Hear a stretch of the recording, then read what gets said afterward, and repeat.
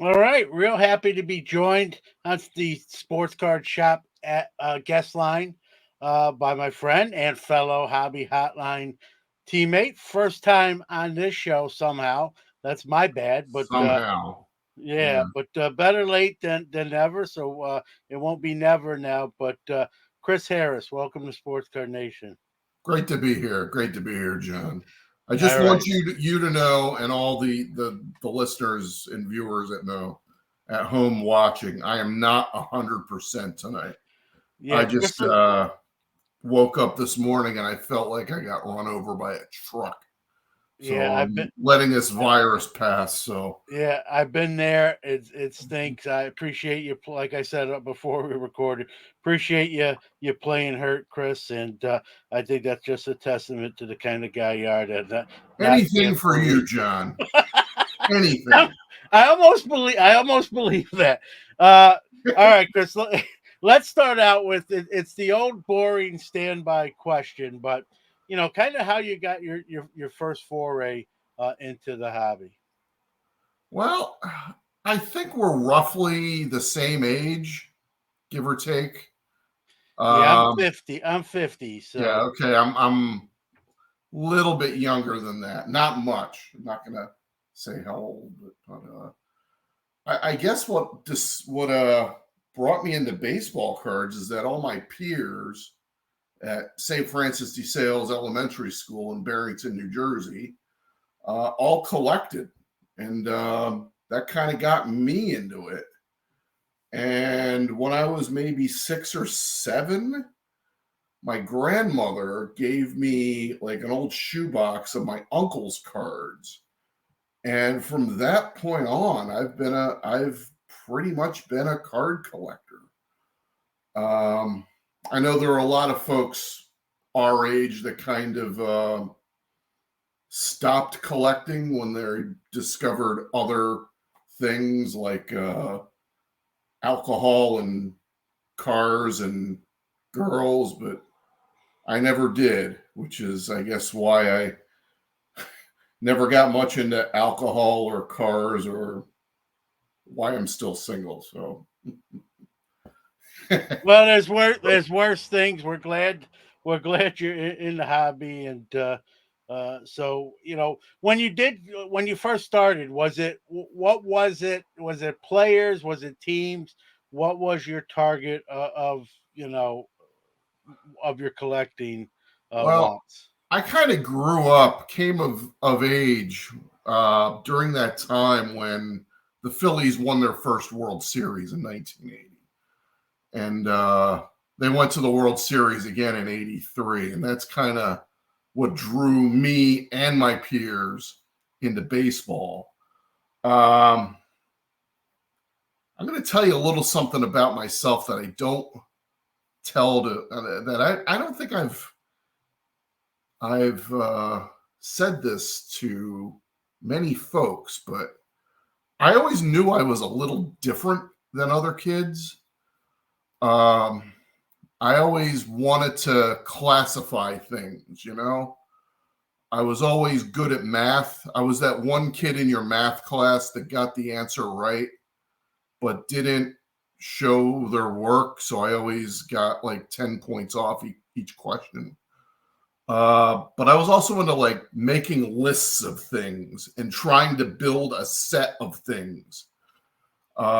I didn't realize about this and about myself until I was like halfway through grad school, but there was a name for that, and it's called Asperger's syndrome, which is on the autistic spectrum. So there, I guess I just outed myself as a Well, listen, no, you it's it know, and I work with youth for my job, and there are a few kids that have Asperger's. Some have, fully autistic.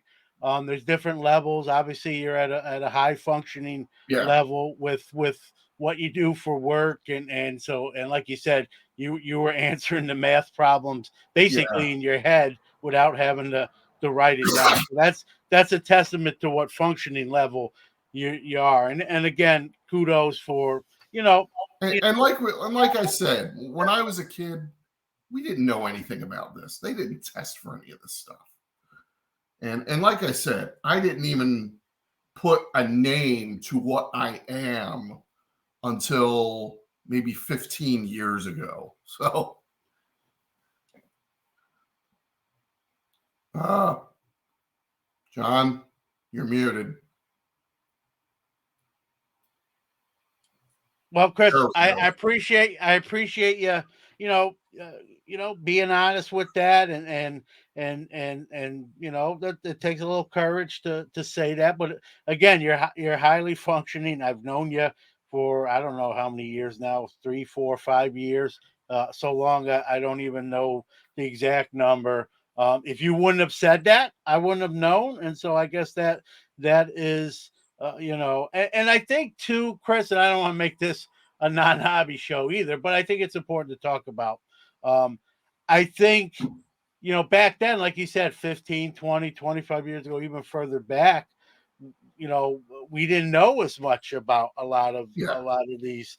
And then even what we did, right, it was sort of taboo to really like say, hey, I'm dealing with this, or this is what I have, and now it's more people are more accepting, more understanding towards that. I see that firsthand every day in my job, Chris, yeah. at the high school level. So doesn't change what I think of you or how I feel about you. I appreciate you, being brave enough to share that. Let's start out with something let's start out with a current topic. It just broke really a couple days a day before we're recording this. PETA Fanatics trying to get their own vault and marketplace. Uh, you know, uh, Buying PWCC and really eliminating a lot of the legwork. It's already up and Yeah. running. They just come in a couple things. Your thoughts on that? Regardless of what you think about Fanatics, just from I guess a business, and this is a hobby is a business too. Just from a business perspective, and do you anticipate? Do they keep the name of PWCC or do they put their own brand on it and change it? And maybe the timetable in your mind for all this to occur. Well, as far as Fanatics buying PWCC, why reinvent the wheel? Why go through the trouble of building out your own vault, building out all that when you can just here's some money. Can we buy yours? I think it's pretty. I mean, these are not stupid people running Fanatics. That's one thing. Um, as far as the name, I think they might change it to PWCC, a Fanatics experience. But there's some equity in that brand, so I wouldn't surprise me if they keep it. There is equity in the brand, Chris. I agree with you. I mean, PW. Listen, they've probably been the next biggest auction platform after eBay, after getting kicked off eBay. Quite frankly, Yeah, but as we both know, right, a few years back, there was some definitely a black cloud over the company with some accusations yeah, of shill bidding. yeah. Uh, Why did they get kicked off of eBay? yeah, Showing Yeah, allegedly. allegedly, and yeah, and even before that, though, as you well know, and I well know, there was some indiscretions allegedly with not only shield bidding, but even knowingly dealing with trim cards and people who do trim cards. I remember, I believe it was either the 2018 or 2019 National. Their booth at the National was a ghost town. I mean, Yeah, they were like they were like no one wanted to go near that booth for kind of guilty by association. And I remember looking then and saying, how's this company going to get past this and survive? This could be the death of this PWCC. As we know now, years later, that wasn't the case, and they somehow moved, got past that, and thrived, and then became a commodity that Fanatics obviously had interested. Like you said, it's a smart move. I agree with you, Chris. You're buying your vault. It's already up and running. It's in the state of Oregon. No sales tax. All the perks are baked in. But going back to kind of where I started with this little ramble was, you still have some of those bad vibes from a few years back. So I wouldn't be Yeah. shocked if Fanatics just says, "This is us, Pete. We bought it. PWCC doesn't exist no more. Maybe some of the staff does, but they're Fanatics employees now, and so this is the Fanatics Vault in Marketplace." And I think the Fanatics name is big enough they can get rid of the PWCC name and be all right. If they were maybe a different company or not as global, and maybe they do keep the PWCC name. You agree with that, or you think they still? Well, what does does anybody even remember what PWCC stood for? I think it was pre-war cards and something else. How much of their business is pre-war anymore? Yeah, I it's a don't. percentage. I don't It's a think it's a percentage, super but high. it's not exclusive to Yeah, pre-war cards, right? So maybe, but like I said, there's still a lot of equity in that name. I don't think that they would change it. I mean, look, they bought Tops and they didn't change that name. yeah. So No, it's going to be interesting to see. I guess my last question as far as this topic goes, Chris, is how soon do you think they get hands on with that? Do you think they want to be really full bore by the national, which here is a couple months away, or you think they'll kind of quietly ride the year out and maybe really get in there in 2024? well, when they bought Tops about a year and a half ago, they really didn't start getting their hands on it until this year's releases, really. So I don't think it's gonna take a year and a half before you see either a name change or what anything changes. Um, and I don't know, is there anything really to change about PWCC? Well, Maybe, obviously they're going to look at the fee structure, what yeah, the buyers premiums, the sellers, what the sellers have to pay for listing their stuff. and I've never actually sold anything off of PWCC, so I'm not really Yeah, familiar yeah. with how it So works. yeah, they have some decisions to make. We'll see what they do, how fast they do it. Do they keep it status quo? Like you said, Chris, we're similar age, kind of grew up in the hobby at the same time. While we didn't know each other at that time, we were still around the same age, growing up in the hobby. As you well know, I'm preaching to the choir here.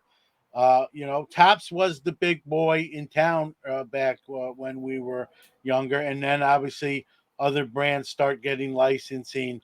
Donruss, Fleer, a Score Upper Deck came even later, and others after that, Pacific, and then we started getting more variety and more competing.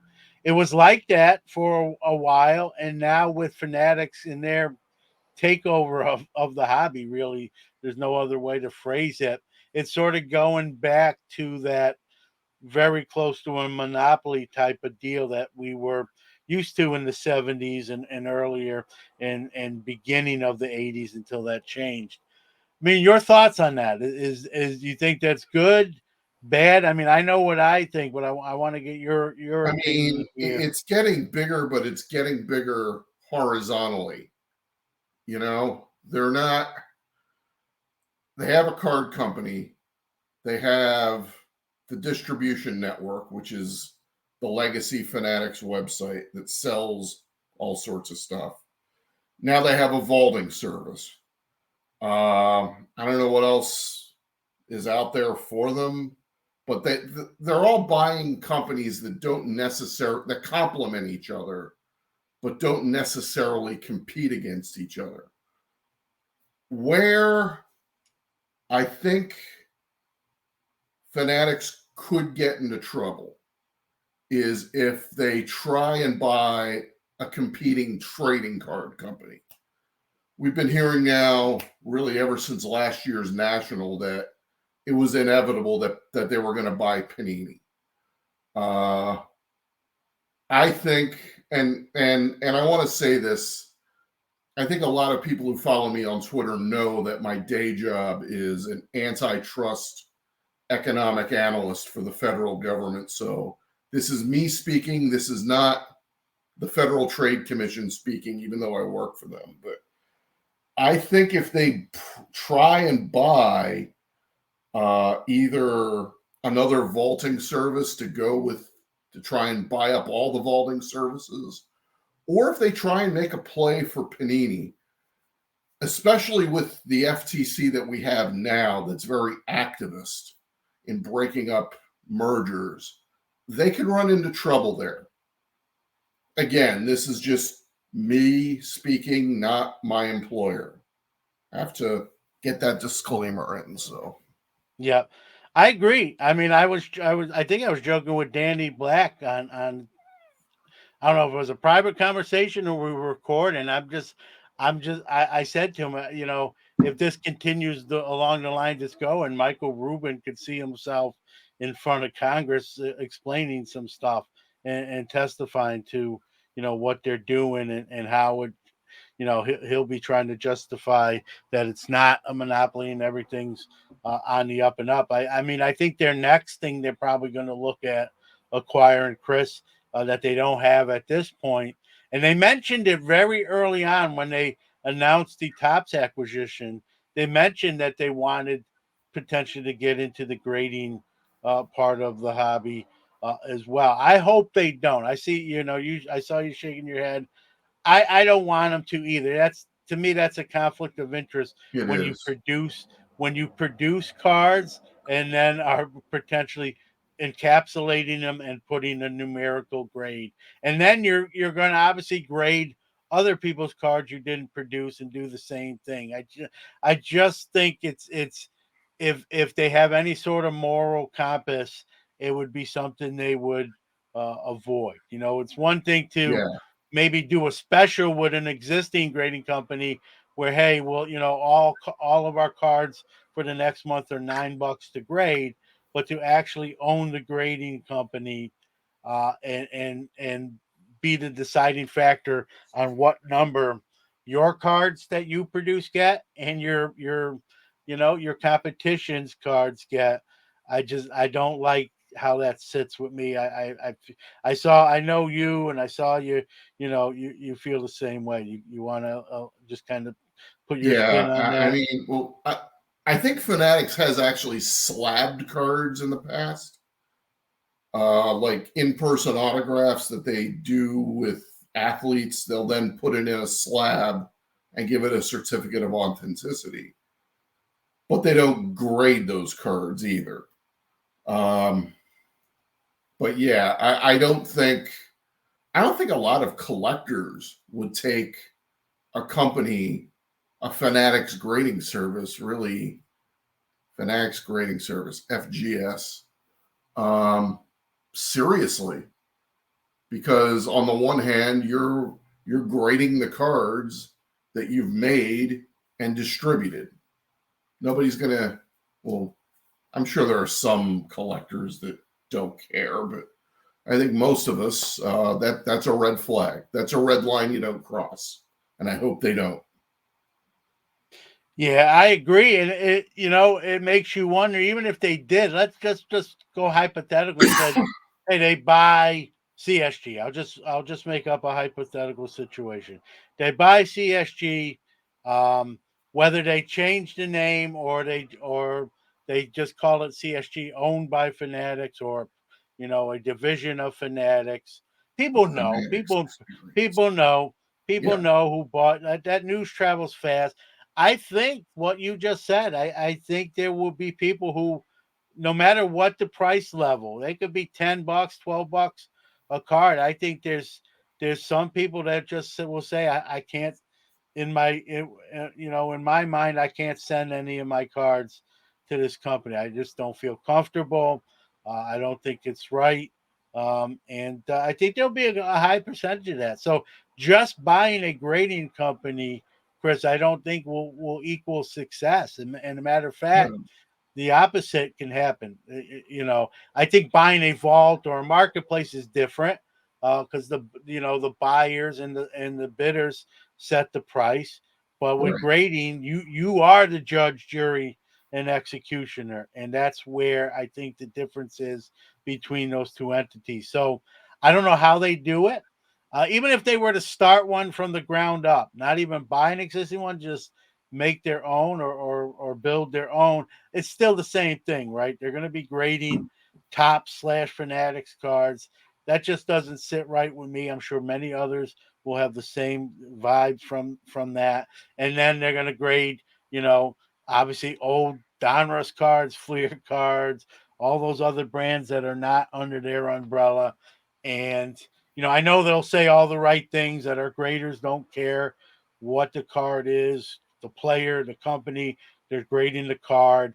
And but you can say whatever you want, but I think people are still gonna, the minute the minute anyone gets a grade lower than they anticipated, Yeah. all those people are going to come out of the woodwork. I don't know how it's going to be possible for them. It's going to be very difficult terrain to do that when they're producing cards that would be potentially graded on by their own company. So, and Think you great about point. this too. Yeah, go ahead. Where are they going to get graders? Who's going to want to work for them in grading? I mean, they're you can't just hire a bunch of jabronis off the street. You have to have people with hobby knowledge who know how to pick fakes out, who know how to do LR and top down measurements. Those guys are already at the grading companies. What are you going to do? Poach some of those guys like CSG did with BGS? I don't see them. I don't see that happening. So Yeah, it would be very difficult. I think that's what they would probably try to do is money talks, right? Say, hey, we'll give you ten yeah, thousand but dollars more a year. Come over here. At least the first year, whatever sign on bonuses, right? They can call it all sorts of different things and like you said, poach some employees. Listen, they did that. They didn't get to buy Fanini, but they did steal. they did I don't poach a want to bunch say of steal, Panini but they guys. Yeah, did. They did poach, like you said. That's probably the best word. They poached a lot of Panini's employees and that sort of thing. So, maybe they try that on the grading level. I just think you mentioned there's a lot. Let's be real. Whether you like Fanatics or don't like Fanatics, there's a lot of smart people in that room. We're having this conversation tonight. I'm sure they'll be having very similar discussions when that's a topic on the table. And I think that I would hope they're smart enough to realize that not everything they will do will be Midas touch, and I think that would be something if they tried might be the reverse of some of the other decisions they've made. I know you like me. You kind of like your '80s and '90s and your vintage stuff. What do you think? Just kind of coming full circle here and wrapping it up. Again, Fanatics just starting to get their fingerprints on tops and how they do things. They just did a Dutch auction for Bowman Sapphire. What do you think of maybe the direction they go? Is it something you're leery of? I know you don't mince words, and I appreciate that about you. Kind of where is your feelings with the current state of the hobby, especially with the Fanatics influence? I like the fact that they're at least trying different things, like uh, like Big League, how it was restructured this year as a tiered set, kind of like what we had in the late '90s. Um, uh, but other brands like Heritage, I'm not really impressed with this year. Um, well, like I said, this is really the first year of tops of Fanatics tops or tops Natics or some other. We need a new term for that. I Fanat know Fanatops.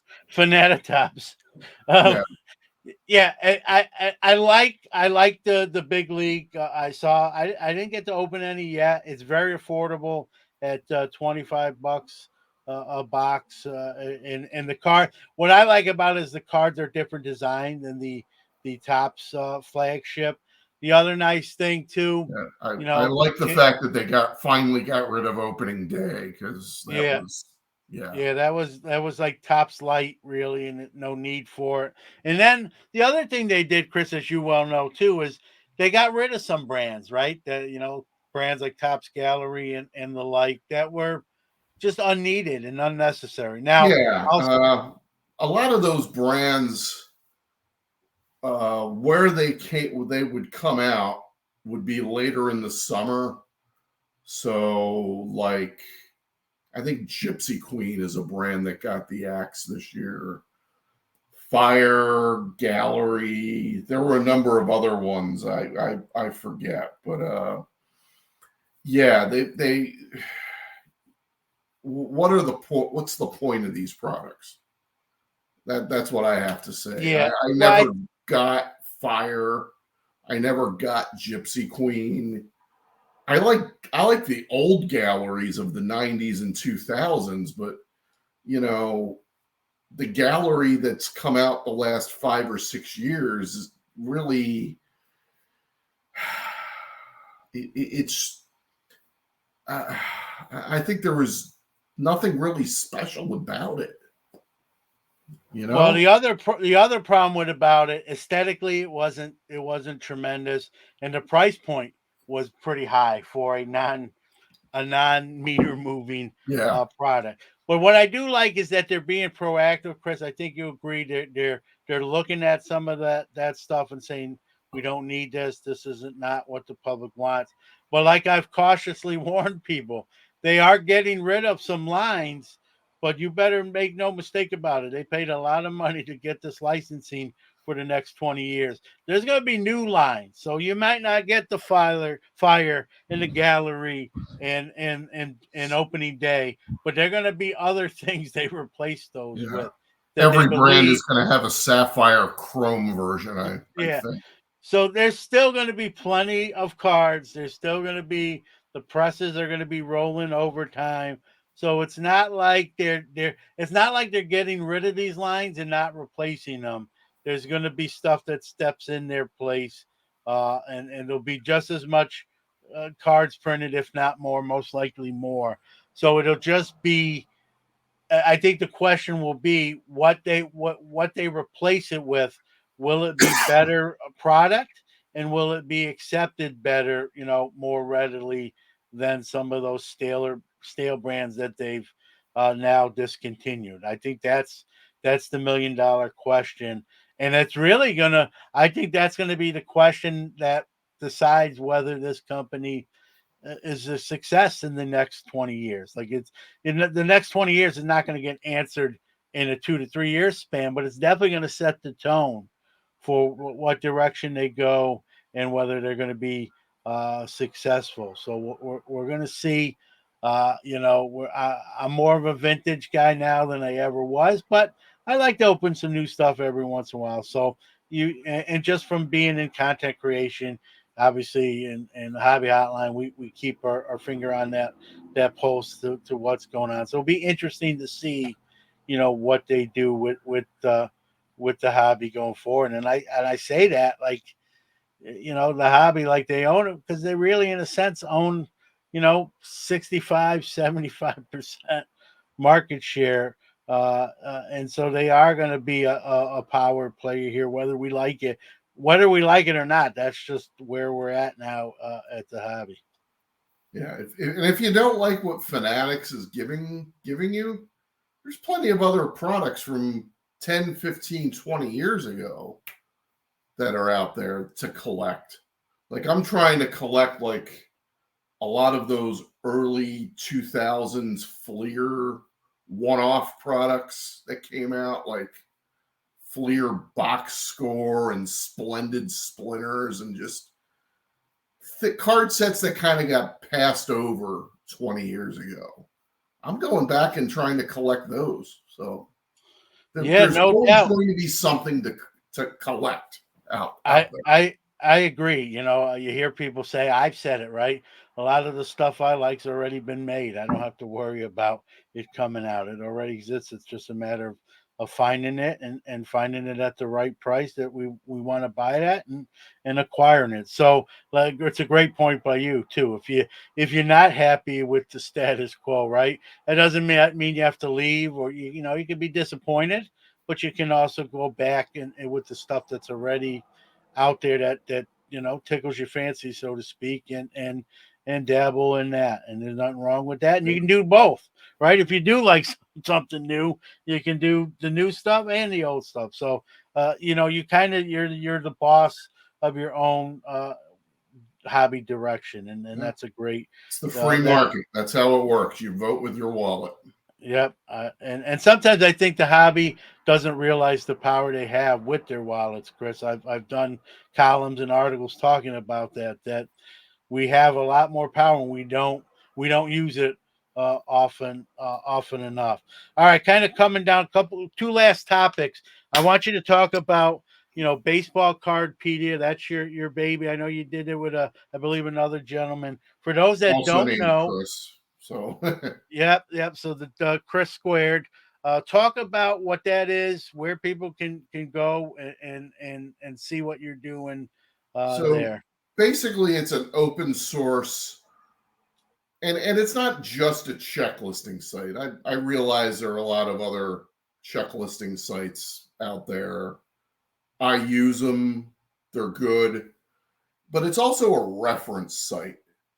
So if you go to Baseball Cardpedia and look up, and it's called Baseball Cardpedia because it's done in the Wikipedia format and engine. Um, you can look up a set, and yeah, you could get the checklist. You could see how many inserts, how many parallels, what the game jerseys are. But we also have more information about that set, such as what are the odds of finding a specific insert out of a pack, the hit rates. How much did these products retail for when they first came out? How many packs and how many cards in a pack do you get in a box? And just some other, loose trivia, when the product was released, those kinds of things. So,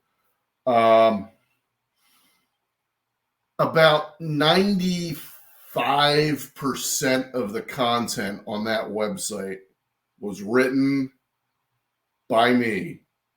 So it's really a labor of love. We really don't make much money off of it. We have advertising on it, but that basically just goes to pay the server bill every month. I really want, and the thing is that because this is a Wikipedia style site, if you find an error or if you want to add more to a certain set, you can edit it yourself and share your knowledge with folks. The genesis of Baseball Cardpedia came, I guess, around 2008, 2009-ish, when Beckett Media got sold from, not when Dr. Jim sold it to a prize, but when a prize sold it to the current Enter Trust. And one of the first things that they did was redo the website, and it was a disaster. It was horrible. I don't know if you remember when Beckett redid their website. Oh yeah. Yeah. This was the time where they tried to set it up where if you wanted to broker a trade on their website, they wanted a cut of the action. So like a nickel per card or something. But it was it went from a well-designed website where you can find checklist information to just this bloated mess of a site that, and it was obvious that people who knew nothing about cards designed this. Uh, they also, before the previous owners, or also around, it's 2007, 2008, started a separate website called Beckettpedia.com. And it was separate from Beckett.com, but it was an open source reference website. It didn't run on the Wikimedia engine, and it was on a really, really slow server. I think they might have just plugged this into an old like 486 desktop that they had. And yeah, and I did a lot of contributions on that website. And apparently they were going to, when Apprise Media sold to the new group and redo the website, they were going to combine Beckettpedia with the new website. Well, that never happened.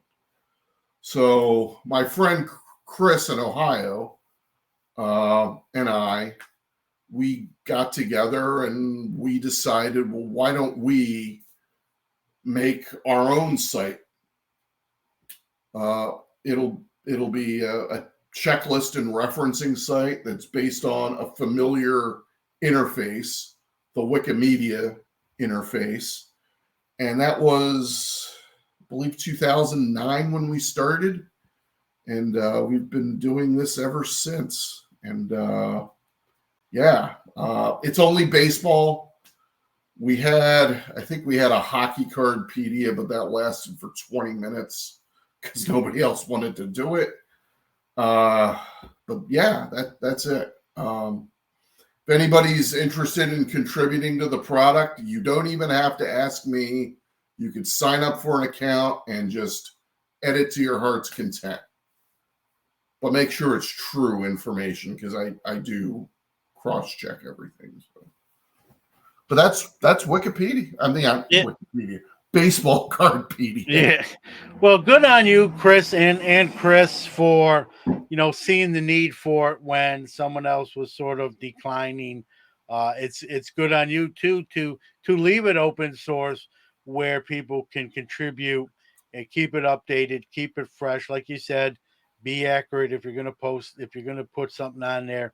Be accurate in your report. It's good to hear that you kind of keep tabs and make sure no one gets too crazy with the cheese whiz there, and as I like to say, and Yeah. it's a great resource. I've been on it. I've checked it out. I've done stuff on it. I haven't added anything to it, but I've gotten information from it, and I think it's a great resource, and I think it shows your dedication. You saw a need, you saw an opening for fellow collectors that can use it, and so I urge everyone to check it out.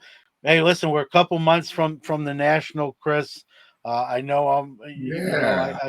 I usually see you there. I try to go every year. Just coming down to home. This will be our final topic. Just kind of your thoughts on the national this year. So this is going to be my 14th or 15th national. I've actually lost count. I did notice that they've opened up another wing to the Stevens Center for more tables. So it's going to be a lot bigger than it was 2 years ago. I'm looking forward to it. I mean, it's like baseball card Disneyland. I mean, I go just about every year now. And for those of you out there that have never been to a national, you need to go at least once. I mean, you will find things at the national that you never even knew existed, and you never even knew that you wanted. I mean, even if you're not a card collector or a memorabilia guy, the National is like the largest traveling sports museum every year. Just go for the displays and see things like game worn jerseys from Babe Ruth and whatnot, and yeah, I mean it's something that every collector needs to go to, and I realize that it only rotates between the Midwest and the Northeast, and it doesn't go out to the West Coast anymore. But you need to make the time for this, and you need to do it right. You need to get a 5-day pass because you will not. It'll take you at least 2 days to see everything. So, Yeah, and great points, and it's under new leadership, so maybe that West Coast thing may change here. well, I think that the new leadership is next year. Yeah, yeah, but I mean, they're already doing meetings and sort of setting the agenda for that transition to happen. So, we might see some West Coast versions of the show. But great points by you, Chris. I think if you're in the hobby, you love the hobby, you definitely have to go. It's kind of the mecca. This will be believe my fifth. I'm starting to get to the point where I'm not sure if it's 4 or 5. I'm getting in that area where I'm losing track too. But I remember the first one and everyone telling me what it was like, and it's like this, John. You're not going to believe it. And even what people told me when I walked into that building, even more so than I was anticipating. Even with all the hype and buildup I was getting from people who've been, it's something else. And like you said, it's just a museum quality, right? You go to the heritage uh, booth and just some of the stuff from game used jerseys and memorabilia. It's funny seeing the well dressed big guys with undercover weapons eyeing you Mhm. as you look at stuff, and it's just like I always get a kick out of that, and but it's a great time. There's something for everybody. You get to see all your friends again. Yes, Again, some people you meet for the first time at the national, and it's like this show's tagline, right? The hobby is the people. You get to meet all your hobby people. You get to see your cards, buy your cards, and it's fine to buy something online, but there's nothing beats an in-person transaction or conversation, right? We're talking here, on a video, but nothing beats talking in person, getting a card in person, and that's something that'll never, as someone who grew up before the social media age that we have now, I really do still enjoy it, and I know you feel the same way. yeah. And the best part of the National is what happens at night when the show floor is closed. Yep, It's yep, all it's just getting together with your friends, just going yep. out to dinner, just stuff like Yeah, that. Maybe going to a ball game, or if the Cubs or Sox are in town. oh yeah, there's different events. I know one year Lollapalooza was in Chicago and people were going to that. Like you said, even after the show doors close, the night's not over, right? You can, like you said, we do a hobby hotline dinner, a little shameless plug there. And I just got news tonight that we're going to be on the main stage like we usually are for Yeah, hobby hotline. I don't have any dates or times yet. I've just gotten that we should get one in the next couple of weeks. So that'll be good. That'll be fun. And like you said, just doing all that stuff at the show, after the show. It's the quickest week. It's like it goes quick, and you're already counting the days down yeah. to the next national. So Chris, I appreciate you playing hurt here, and I know you're sick. I hope you feel better. Before we wrap it up, give out anything you want to share, social media, the website for Baseball Cardpedia, and all that good stuff. Well, the website for Baseball Cardpedia is baseballcardpedia.com. Real simple. My personal website is stalegum.com. You can read some old blog posts from 10 or 15 years ago, and that's where I have my want list, so make me a trade. You can follow me on Twitter at stalegum, all one word, STALEGUM. And I write for Hobby News Daily once a month, so Yep. that Yep. And reminds you, me I need to get working on that tomorrow. yeah, there you go. There you go. And you do an excellent job. So, Chris, again, thanks for stepping up. Playing hurt, you didn't cancel. Here you are. We made it. And again, I'll see you. I'll see you probably soon on Hobby Hotline. But I'll let you. Okay, you can give us the last line. I know you like to do it. Okay, so people want I've been asked this as to what this catchphrase I do. I feel like I need a catchphrase. There's this DJ in Vancouver named Nardwar the Human Serviette. And his thing is interviewing like celebrities, rock stars, rappers when they come to town. But he does this, the questions he asked are like just I don't know how this guy does his research, but he does a deep dive on these guys and he asks them questions like there's like a whole genre of YouTube videos of Nardwar baffling rappers with his questions. They're like, how the hell did you know that? Anyway, it's great. He's a great interviewer, a very weird, unusual looking man. But his catchphrase is keep on rocking in the free world and doot, doodle, doot, doot. And then his subject is supposed to say doot, doot. So I won't do the doot, doodle, doot, doot part, but keep on rocking in the free world, folks. Thanks, Chris. We'll see you soon. All right.